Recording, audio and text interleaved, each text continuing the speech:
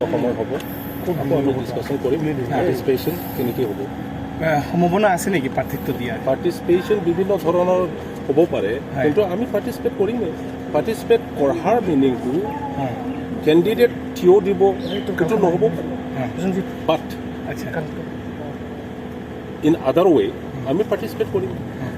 আজি যিটো গোপন আলোচনা হ'লে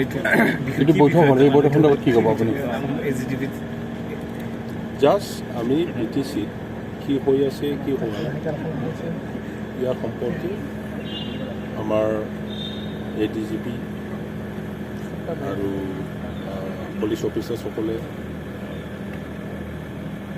আমি কয়েকজনৰ মাতি পেলাই কথা পাতিছোঁ ইয়াতে মই পাৰ্টিচিপেট কৰিছোঁ বেলেগ তেনেকুৱা কংক্ৰিট পলিচি উমুক তুমুক সেইটো নাই আমি জাষ্ট চিটুৱেশ্যন শ্বেয়াৰ কৰিছোঁ ফেক এনকাউণ্টাৰ সন্দৰ্ভত আপোনাৰ মতামত কি কিহত ফেক এনকাউণ্টাৰ যিটো ফেক এনকাউণ্টাৰ বুলি কোৱা হৈ আছে বিভিন্ন দল সংগঠনৰ পৰা সেইটো গভৰ্ণমেণ্টে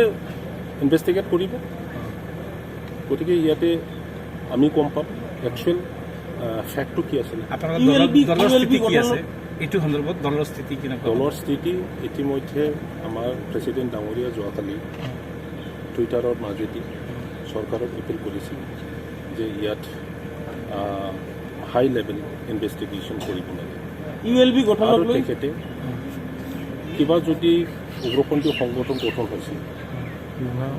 এইটো হ'ব নালাগে আৰু এইটো ধৰণৰ বি টি চিত বা অসমত ভাইলেঞ্চ কৰিব নালাগে বুলি তেখেতে এপিল কৰিছে সেইটোৱে আমাৰ দলৰ সিদ্ধান্ত ইউ বি পি এলৰ জন্মৰ অন্তৰালত কোনো ৰাজনৈতিক বা কোনো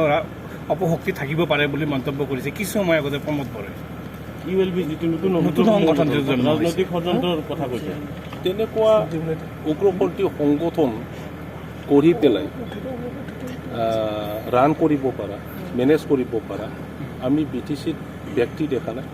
আৰু বি টি চি বাকীৰ কাৰণে আৰু বিশেষকৈ বড়োসকলৰ কাৰণে আজিৰ দিনত উগ্ৰপন্থী সংগঠন নালাগে আমি ভাইলেঞ্চ নিবিচাৰোঁ কোনোবা যদি কিবা এটা কাৰণত তেনেকুৱা কৰিছে তেখেতসকলে অতি সোনকালে ঘূৰি অহাটো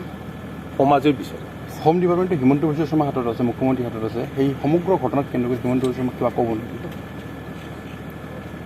মই তেখেতৰ লগত আলোচনা কৰিব পৰা নাই আমাৰ হাইকমাণ্ড